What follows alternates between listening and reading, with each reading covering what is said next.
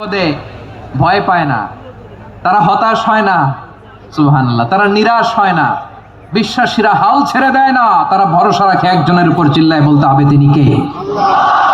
কারণ মুমিন জানে the grief isn't permanent, the test isn't permanent, the struggle in our life isn't permanent. আমাদের জীবনের দুঃখ, কষ্ট, স্ট্রাগল এগুলো পার্মানেন্ট নয়।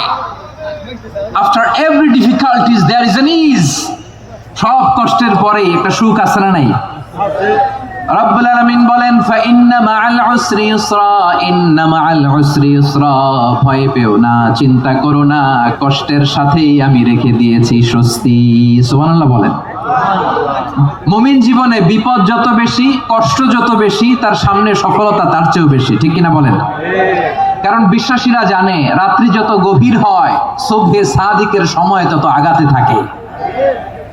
গর্ভবতী নারীর পেটের ব্যথা যত বাড়তে থাকে, ঘরে নতুন মেহমান আগমনের সময় ঘনাতে থাকে।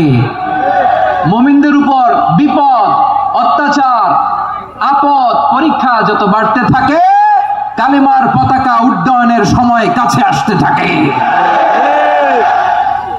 বিশ্বাসীদের এগুলো হিসাব মিলানো অনেক আগে, এগুলো অনেক আগে হিসাব মিলানো।